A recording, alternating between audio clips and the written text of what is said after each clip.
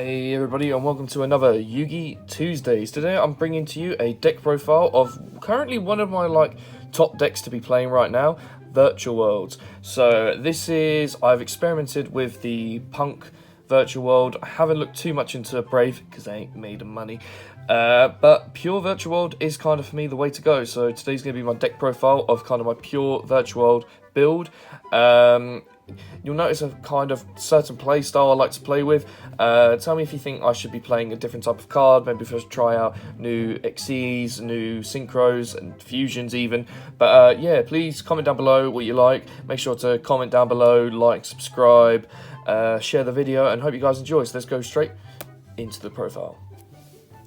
Starting things off, I'm going in with the 3 Lao Lao, the 3 Lili, the 3 Lulu, the 3 Gigi, and the 2 Yan Yan. So kind of the standard Virtual World builds. I'll go over which they all do in a second. So first of all, the level 6s. So we have Lao Lao and Lili.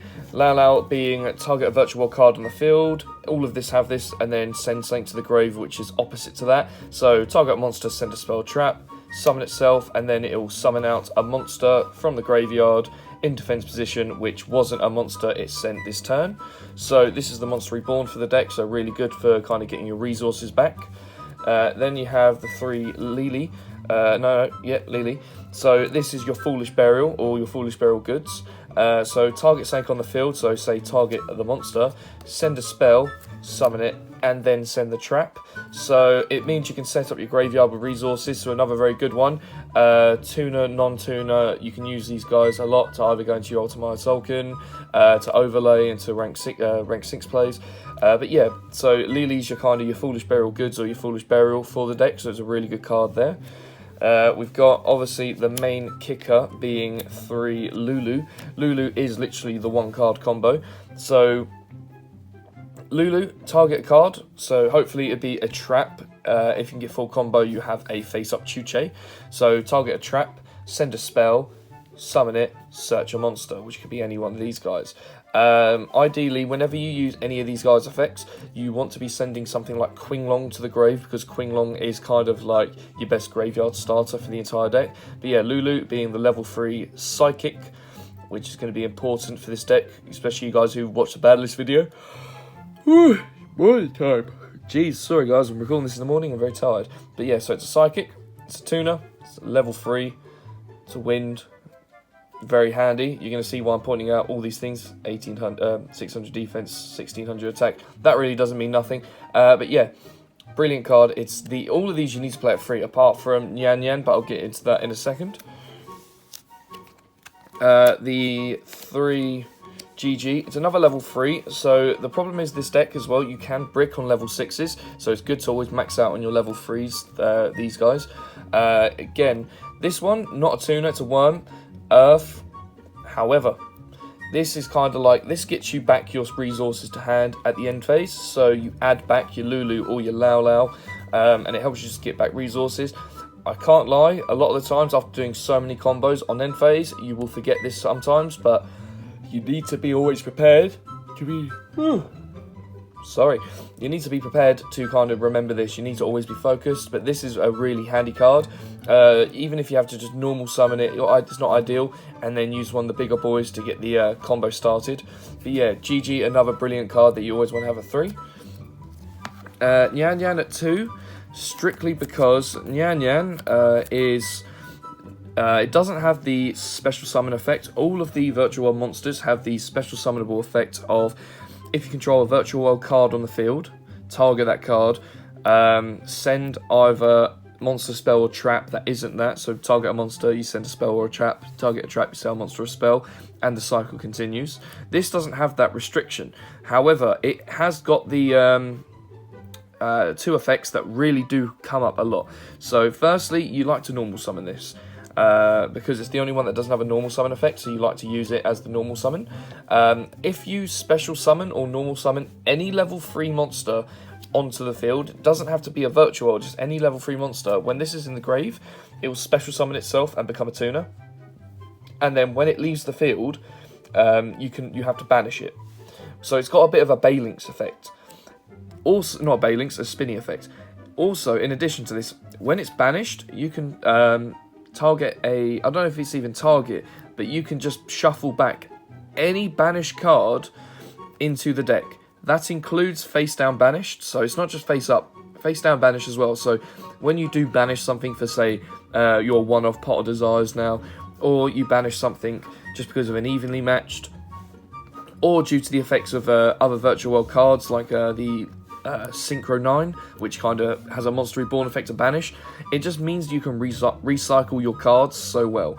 So this card is a really good extender. However, because it's not one of the cards that can special summon itself, you only play it at 2. Now, moving into the other cards that we play that aren't Virtual Worlds, so we have a little Speedroid package of Terratops and Tekatomberg. The whole reason behind this is this equals Zeus, and you'll see why, but this is a free special summon if you control no cards. So out of the two, even though this is the more broken one in theory, this one's better, because this one requires you to have wins, and you always have wins. So it's literally a matter of no cards, special summon it, cool, effect, get this, control win, special summon it, overlay, and then you can go into like a Bamboozling Gossip Shadow as your monster negates, and then you're kind of protected from Nibiru before you even attempt your combos. But yeah, the reason I say it's Zeus, because basically overlay into, say, your Phantom Knight, a Break Sword, it's a 2k attacker, so you can comfortably swing, and then you just go into Downward Magician and then Zeus, so you have a 2 materials, a 2-pop Zeus. So, but yeah, it's a really good extender, these cards. Don't come up as often as you'd like, however, it's still good. Okay, and then into the hand traps. 2 Ash Blossom, 2 Ghost Bell and Haunted Mansion, 2 Ghost Ogre and Snow Rabbit, and 2 Didi Crow. So the theory kind of behind this is, Ash is generic. Ash, everyone knows kind of Ash generic. Ghost Bell, a lot of graveyard effects are happening right now. When you think Sky Striker do a lot in the grave, so do Eldritch, so does PK. I wanted to kind of hit the graveyard with effects, but also, I'll get into this in a second, but also 2 Ghost Ogre, this kind of hits Brave better than Token Collector, because you kind of shut off their continuous spell card, and it also can hit Sword Soul. Like, it can be annoying, like Moyi effect called Pop the Moyi, now you just got a token. Obviously, if you guys still think you want to play Token Collector, you can, but I think Ghost Ogre is just really good, as is anyway. It's a psychic as well, so when you summon you can summon it with E-Telly, so it's another way to do that. But the reason why, especially with these 3, not Didi Crow, because you can see why when I say, I run 2 Small World, and I'll get into that in a moment. So all of these being level 3, and especially this one as well being Earth, and this being a psychic, this means that I can kind of use Small World and use my hand traps as a bridge to get into my cards. I was playing at locals and I used Small World. I had an empty board. I basically got rid of 1 card in hand, was able to get rid of something else, and because it was a level 3, I was able to get Terratops, and it meant I was then able to just go into combo with that. You don't mind banishing in this deck with Small World, so you don't mind too much. But yeah, so these as well aren't just hand traps, they're bridges to get into your cards. But yeah, these are really handy right now. And then also finally, the 2 Didi Crow. Didi Crow, I think there are a lot of good targets to hit in the graveyard in every deck.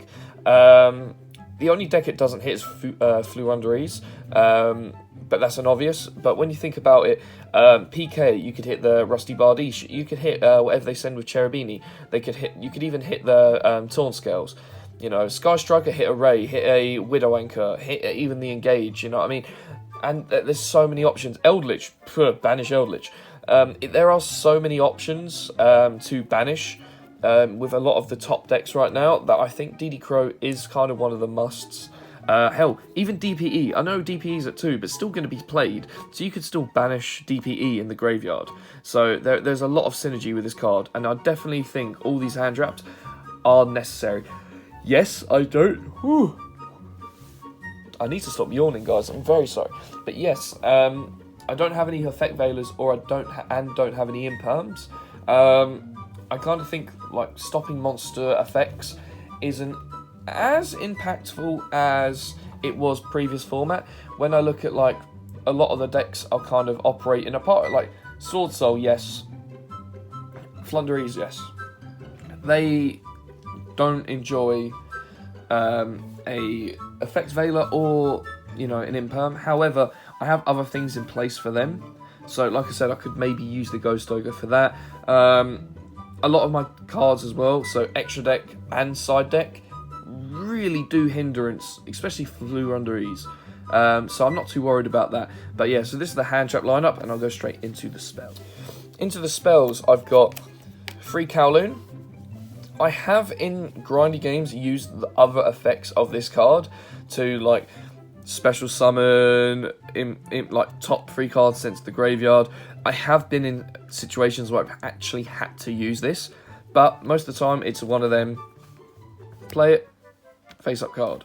You guys just should always be aware that Kowloon has multiple effects, because there will be situations where you have to start setting up for Kowloon because you have bricked, and it's not your fault. It's just unfortunately in the game of Yu-Gi-Oh you can brick, or you could do with that attack boost. You never know. So it is actually really good to kind of just be aware of your card effects. Then you play 3 Qinglong. Basically, when it's activated on field, you can banish a virtual card in the graveyard and just use it as a monster negate, which is quite handy when you play against something like Sid and you're staring down a window. Having either a monster negate or a card they might pop with like Twin Twister, MST, you know. If it's in the grave, it's handy. If it's on the field, it's not as handy, but it still has a good effect. So Qinglong, again, it's another 3. You need to play 3 of like all of the spells. The virtual spells. 3 E-Telly. Oh my god, this, not even once per turn. It's so broken. It's so broken, guys. Honestly, this card alone was the whole reason I was looking into maybe playing a punk version of this deck. However, it then wanted to go down the Mecha Phantom Beast Auroradon plays, and I just saw it as it's really good. It's a high reward, very high risk. You can end on a very, very strong board. 1 card plus 1 discard equals a Borreload Savage, a Hot Red Dragon Archfiend Abyss, a Virtual World Chen Chen, and like a set Imperm, if you know what I mean, like the trap for, you know, yeah, the trap for punk, you know, it's like the monster negate. Yeah, that's with an E-Telly plus a discard. So it is incredibly broken. However, there are so many lines to be hit when playing said combo, and you don't always open 1 of 3 E-Tellys or 1 of 3 of the Anin, that it's not worth it. But just in the deck alone, this literally can get your entire combo started. And if someone ashes this, they are either being incredibly baited, or they are doing, you know what I mean, you could bait someone so easily with this at the beginning, or you could be literally needing to be playing this because you have nothing else. It is that crucial in all your plays. It could be the best of baits, or it could be the worst of downfalls. But it's so good that this card is at 3, and I'm so happy it's at 3. E-Telly is broken, guys. And the final 2 spells, oh no, I've got a couple more. So finally, I got 2 Small World. Went over this earlier, why this is broken. Basically, everything's a bridge into each other. It's a really, really good card. I would recommend it. Now we lost 2 Desires as well. Just being able to guarantee yourself getting a card is so worth playing it. Speaking of, 1 pot of Desires. You guys know what this does. Got banned in the ban list for no reason. But yeah, basically, we can revive back anything that's face down banished as well, so we don't care about that too much. Ooh. And finally, 1 Foolish Burial Goods. Basically, send your Qinglong, send your traps as well. It just helps you kind of almost get into a combo. But yeah, Foolish Burial Goods at 1 as well. Then we got 2 Chuche and 1 Zanwu. Chuche being the pop and the level manipulator when it's in Grave and Banish, and Zanwu being either it changes everything to defense position if there's another gate face up next to it, or the more likely you're going to use the graveyard effect to banish it, target a monster, special summon it, and then discard a card. It, you know, it can lose you resources in hand. However, on the flip side, it is a very good card still, so you definitely play at 1. So that, guys, is the main deck. Obviously, I know I'm missing out a couple like crucial cards.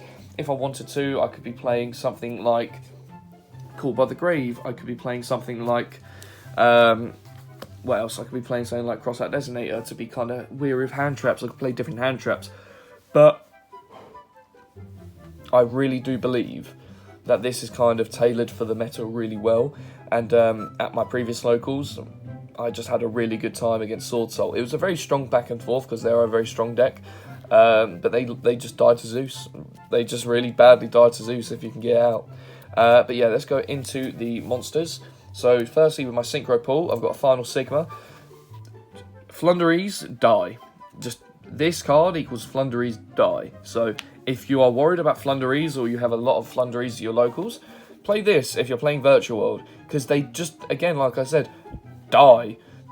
Broken card. Also, Ultima's Zolkin. Basically, this is to help you get into your Crystal Wing play. Really good play, you know, Monster Negate. Can out a lot of problematic cards just by battle because it gains the attack. But yeah, funny enough, this is classed to level 12, this is level 12. Amount of times on EDO, wherever I test, it tells me, do you want to overlay? Because you can overlay these two into a Zeus and make it the correct way. But yeah, so you've got those there. My level 9s, I've got Shen and I've got Hot Red Dragon Archfiend Abyss. I'll get into why I've got this in a second. Obviously, Shen being Shen, it's your walking macrocosmos, 2800 attack. Very easy to make, and in addition to everything as well, you can banish 2 cards, I think, with different attributes and types from the graveyard, and just summon it out. So it's a recurring macrocosmos on legs.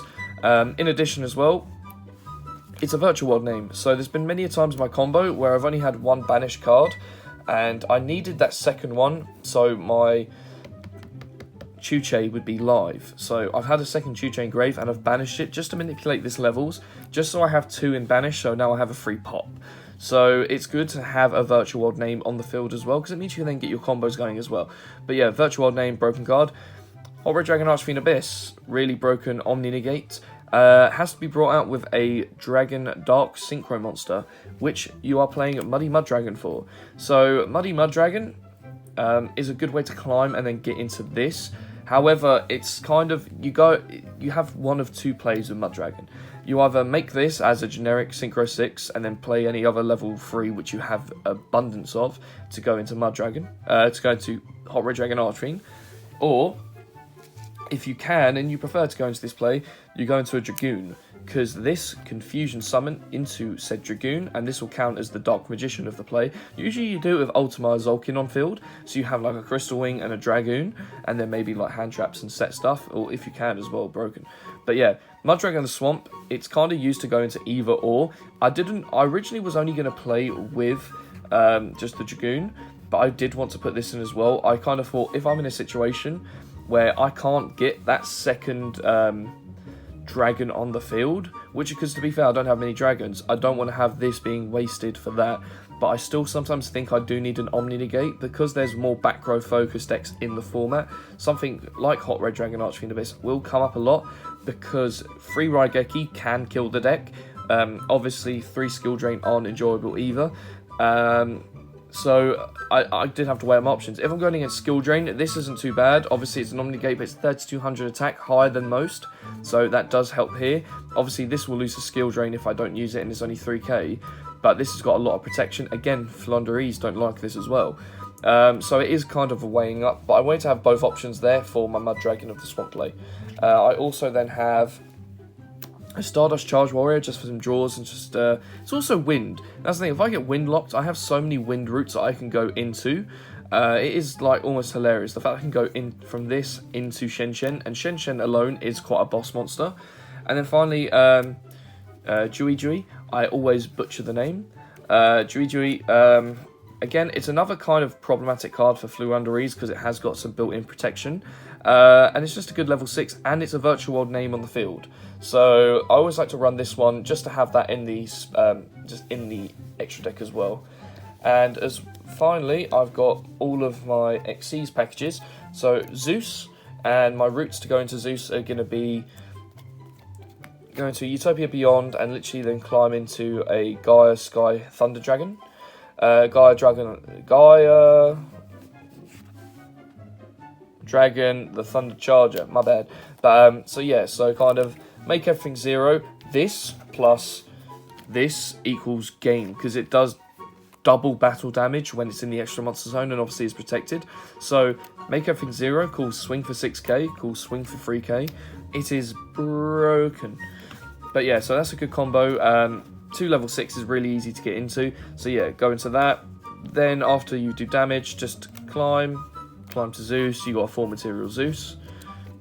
And then as well, we have Downward Magician, which you can either use your Break Sword, which is more likely to be used, because I know Break Sword's got a good effect to do pop, and then kind of like you can pop even your back row and something else. But I like the idea of the fact that it's 2k attack, so swing for 2k, Downward Magician, Zeus. So it means you another way to get to a 4 material Zeus with your level 3s. And then finally, a Bamboozle and Gossip Shadow. Just for monster negates, you know, protect you from Nibiru. It has come up. I recently played up against a guy who was playing... He was actually playing Synchro, like Junk Synchro deck, and it was really powerful. Big credit to you, Shay. If you're watching, I doubt it. But this guy had done a really amazing combo. If you give him a bit of leg room, he just pops off. Fortunately, time plus Zeus equals I unfortunately win. And I did feel bad because I did win with like 800 life points and the counter went on. But we're both playing like long-winded decks that are doing a lot of combos, so it's going to happen. But games 2 and 3, I respected the nib and I built this before my 5th summon, so I made sure I had the monster negate and then I continued. So this will come up. It's also 2+, so if you like think, okay, I can't do much, you can bring out 3 or 4 level 3s. I know it's unlikely, but let's say there's not really much more you can do. You can at least make this attack. Oh, I stopped the Nibiru. Cool, get rid of 2. Then you can still go into your climb into Zeus. Because all you have to do is make sure that it Xyz monster attacks. So, funny enough, if your opponent has an Xyz monster and you attack into that, say even if it's in defense, that means you have now fulfilled the qualifications to make a Zeus. It's such a creepy, funky way to make Zeus. But I've seen Burning Abyss players do it, and it's broken. But this guy's my extra deck. I'm not going to share my side deck because it is slightly tailored for my locals as well. But yeah, guys, hope you guys all enjoyed. Please comment down below what you want to see next. Comment down below anything I might have missed out. Obviously, like, subscribe, share the video, and I hope you guys all enjoyed it. Peace.